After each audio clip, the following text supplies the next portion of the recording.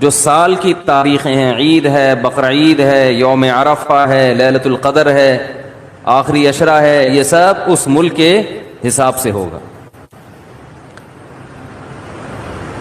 جیسے جیسے جس ملک میں عشاء کا وقت داخل ہوا تو اللہ نے جو خاص پیکیج رکھا ہوا ہے اپنے بندوں کے لیے، وہ پیکیج اس ملک کے لیے اسٹارٹ ہو گیا. ہر نیکی کا ثواب ہزاروں گنا بڑھا دیا گیا. تو لیلۃ القدر رمضان کے آخری عشرے میں، اور رمضان کے آخری عشرے میں طاق راتوں میں امکان زیادہ، اور 27ویں میں اور بھی زیادہ. سمجھ رہے ہیں بات کو؟ اور آج کون سی رات ہے؟ 27ویں رات ہے. تو اس بات کا بہت امکان ہے کہ آج کون سی رات ہو؟ لیلۃ القدر. اس رات میں جس ملک میں یہ رات ہوگی وہاں فرشتوں کا نزول ہوگا، اور خاص طور پر جبریل علیہ الصلاۃ والسلام کا نزول. جیسے پیغمبروں میں سب سے افضل پیغمبر محمد صلی اللہ علیہ وسلم ہیں، تو فرشتوں میں سب سے افضل فرشتے کون سے ہیں؟ جبریل، جن کو اللہ نے روح الامین قرار دیا، مقدس روح. روح کیوں کہا؟ روح اس لیے کہا کہ روح جب ہماری باڈی میں ہوتی ہے تو ہماری باڈی زندہ ہوتی ہے. تو جبریل علیہ الصلاۃ والسلام ہماری روح کے لیے، روح کو طاقت بخشنے کا ذریعہ بنتے ہیں، کیونکہ وہ وحی لے کر آئے، اور وحی سے ہماری روحانی قوت، بولو نا بھائی، بڑھتی ہے. روحانی قوت کس سے بڑھتی ہے؟ وحی سے. عبادات ہمیں پتہ چلی وحی کے ذریعے، روزے ہمیں پتہ چلے وحی کے ذریعے. یہ آسمان سے کون سارے پیغام زمین پر نبی کے پاس لے کر آیا؟ جبریل علیہ السلام. جبریل نے نبی کو بتایا کہ شہر رمضان الذی انزل فیہ القرآن. اللہ کا کلام جبریل نے لیا، اور جبریل علیہ السلام نے ہمارے نبی صلی اللہ علیہ وسلم کے دل پہ یہ کلام نازل کیا. تو ہمیں جو پتہ چلا کہ رمضان میں روزے رکھنے ہیں، یہ ہمیں نبی سے پتہ چلا. اور نبی کو کس سے پتہ چلا؟ جبریل علیہ السلام سے. نماز کا ہمیں پتہ چلا نبی سے، اور نبی کو کہاں سے؟ کیا ہو گیا بھائی؟ پرابلم؟ تو نبی کو کہاں سے پتہ چلا؟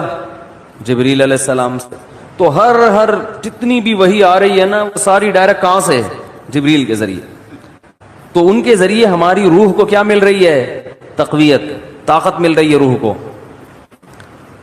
تو وہ کیونکہ یہ رات روحانی ترقی کا ذریعہ ہے، تو اللہ نے اس رات میں جبریل علیہ السلام کو زمین پہ اتارا، تاکہ جس فرشتے کی مناسبت ہے نا اس رات سے، وہ فرشتے اس زمین پر نازل ہوں.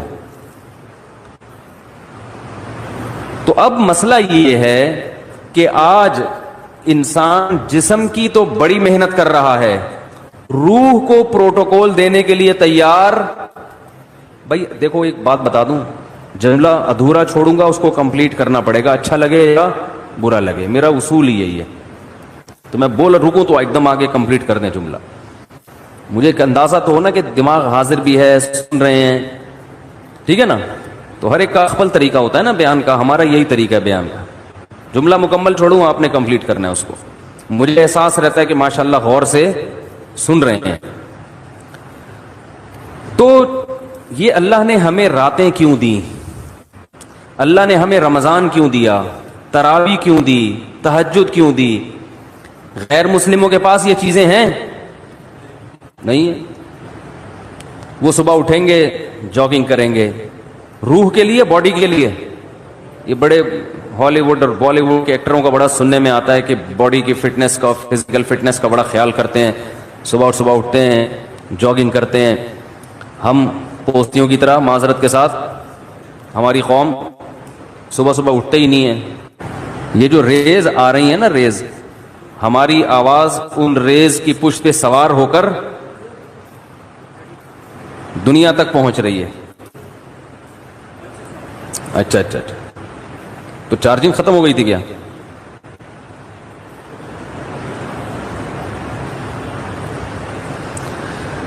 تو میں یہ عرض کر رہا تھا کہ فنکار، اداکار لوگ اپنی فٹنس کا بہت زیادہ خیال کرتے ہیں. آج کل ہر آدمی اگر کرتا ہے تو اپنی باڈی کی فٹنس کا تو خیال کرتا ہے. صبح صبح اٹھ کے جاگنگ کریں گے, ڈائٹنگ, یہ نہیں کہ پراٹھے کھا رہے ہیں آلو کے, تمیز سے کھائیں گے, 1 گلاس دودھ, پھر 2 انڈے ہاف بوائل, ٹھیک ہے نا, پروٹین لینے ہیں, پھر جو ہوتے ہیں نا ڈائٹ جن لوگوں کی. تو باڈی کی محنت تو آج کی جا رہی ہے, روح کو طاقت دینے کی کوشش نہیں کی جا رہی. حالانکہ انسان روح اور جسم دونوں کا مجموعہ ہے.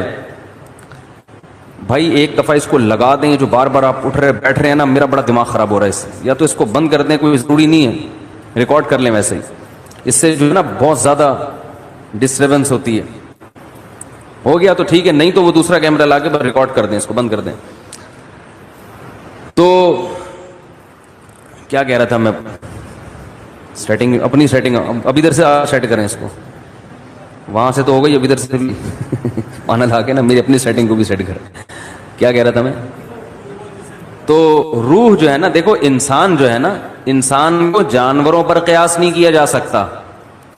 اچھا جانور کسے کہتے ہیں؟ جو صحت مند ہو. اچھی بکری تو دودھ زیادہ دیتی ہو, اچھی بھینس دودھ زیادہ دیتی ہو, اچھی گائے دودھ زیادہ دیتی ہو, اچھا بیل زیادہ ہل چلا لیتا ہو, ایسا ہی ہے نا. اچھا گدھا ویٹ زیادہ اٹھا لیتا ہو. تو اچھا انسان جو ویٹ زیادہ اٹھا لیتا ہو, تو اس میں اور گدھے میں کوئی فرق ہوا پھر؟ بھائی آج اچھا انسان اسے کتنے ہوئے, اتنا ویٹ اٹھایا, بھائی تو اٹھا سکتے ہے؟ وہ کہہ رہا نہیں بھائی ہم تو نہیں اٹھا سکتے. بھائی آپ بہت اچھے, میں کیا ہوں, میں گندا ہو گیا, یہی مطلب ہوا نا. تو انسان کو اگر صرف جسمانی اور مادی اعتبار سے فضیلت دی جائے تو پھر انسان کی کوئی فضیلت نہیں ہے, کیونکہ مادی اعتبار سے انسان سے زیادہ صحت مند بہت سے جانور ہوتے ہیں. چیتے کی اسپیڈ زیادہ ہے یا آپ کی؟ تو بھاگنے میں چیتا اچھا ہے یا آپ؟ چیتا اچھا ہے. جبڑا جو پھاڑنے کی طاقت ہے وہ شیر کی اچھی ہے یا آپ کی؟ شیر کی اچھی ہے. تو پکڑ کے اعتبار سے آپ سے اچھا کون ہے؟ شیر ہے. قرآن کے الفاظ دیکھو, کلا انا خلقناہم مما یعلمون. اللہ فرماتے ہیں ہرگز یہ انسان اپنے آپ کو فضیلت والا نہ سمجھے, اس لیے کہ ہم نے اس انسان کو جس چیز سے پیدا کیا ہم جانتے ہیں. پانی کے غلیظ قطرے سے بنایا, تو یہ کوئی قابل فضیلت چیز نہیں ہے. تمہارا تو میٹیریل ہی گندا ہے جس سے تمہیں بنایا گیا. گندا میٹیریل, پیٹ میں ہر وقت گند, اور مرنے کے بعد بھی گند. ایک پتلی سی لیئر چڑھا دی اللہ تعالیٰ نے, ایک اسکن کی, کھال کی, جس سے انسان کی گندگی چھپ جاتی ہے. بنایا کس سے؟ غلیظ ناپاک پانی, جو باڈی سے نکل جائے تو غسل فرض ہو جاتا ہے, کپڑوں پہ لگ جائے تو دھوئے بغیر نماز نہیں ہوتی, اتنا گندا. اور جب ماں کے رحم میں وہ بننا شروع ہوتا ہے تو اتنا بدبودار گوشت کہ اگر وہ دنیا میں آ جائیں تو لوگ ناک دبا کے بھاگ جائیں وہاں سے, اتنا گندا. اور جب دنیا میں آتا ہے تو اندر بھی سب کیا بھرا ہوا ہے؟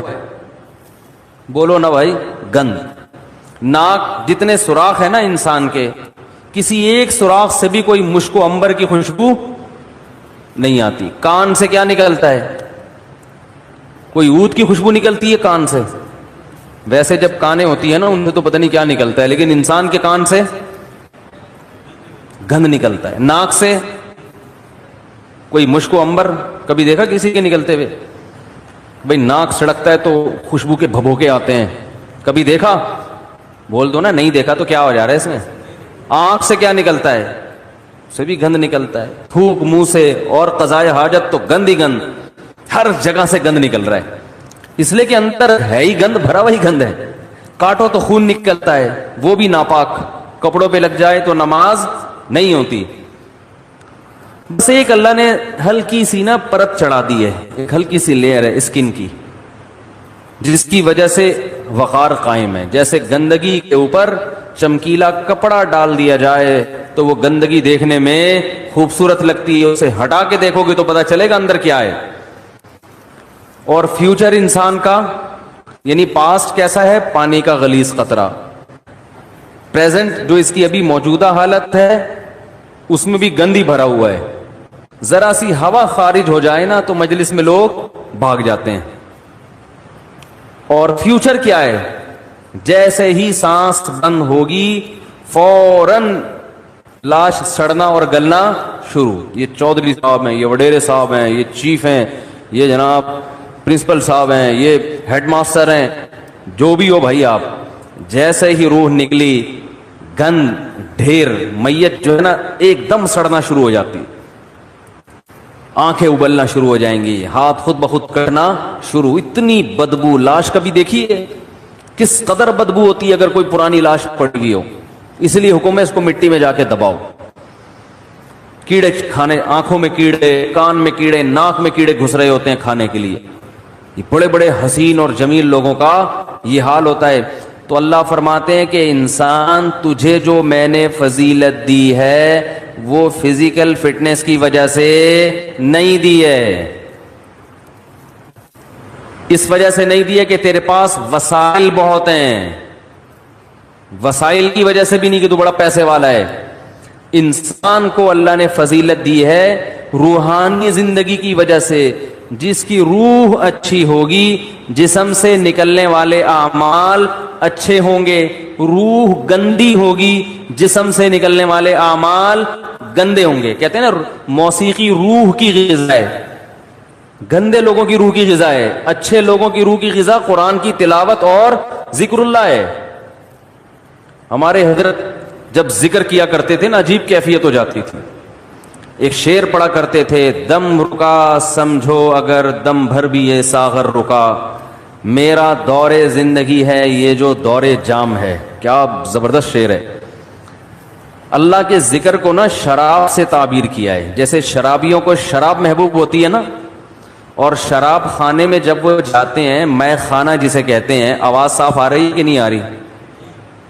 میں خانے میں شرابی جاتے ہیں تو شراب کے جام چل رہے ہوتے ہیں، ادھر ایک پیا ختم ہوا لیا دوسرا پیا، ٹھیک ہے نا۔ تو جیسے شرابی کو شراب سے عشق ہوتا ہے اور وہ کہتا ہے دم رکا سمجھو، کہہ رہے سمجھو میرا دم رک گیا، دم بھر بھی یہ ساغر رکا، ایک دم کے لیے بھی اگر یہ دور رک گیا تو میرا دم ختم، میں مر جاؤں گا، میں برداشت نہیں کر سکتا۔ میرا دور زندگی ہے یہ جو دور جام ہے، یہ جو شراب کا دور ہے نا یہی میری زندگی کا بھی دور ہے۔ میرے بلڈ کی جو سرکولیشن ہے وہ اسی سرکولیشن کی وجہ سے جو شراب کے پیالے جو گھوم رہے ہیں۔ تو حضرت اللہ کے ذکر کے بارے میں یہ شعر پڑھا کرتے تھے کہ اللہ کے ذکر کی ہمیں ایسی لت پڑ گئی ہے، ایسا چسکا لگ گیا ہے جیسے شرابی کو شراب کا چسکا لگتا ہے۔ تو حضرت بڑے مزے سے ذکر اللہ کے بارے میں یہ شعر پڑھا کرتے تھے، دم رکا سمجھو اگر دم بھر بھی یہ ساغر رکا،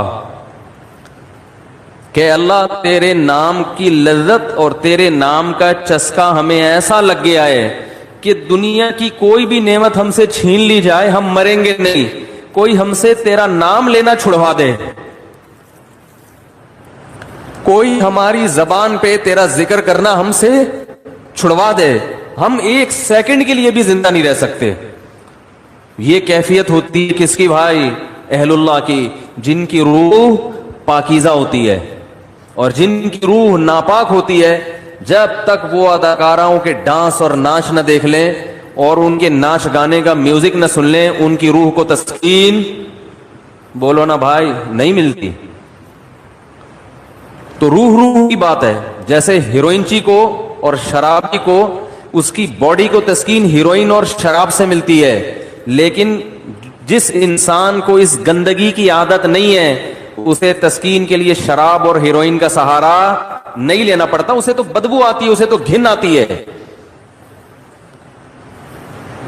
تو مسئلہ ہی سارا کس کا ہے بھائی؟ روح کا ہے۔ تو اللہ تعالیٰ نے جبریل علیہ الصلاۃ والسلام کے ذریعے انسان کی روح کو طاقت دی ہے۔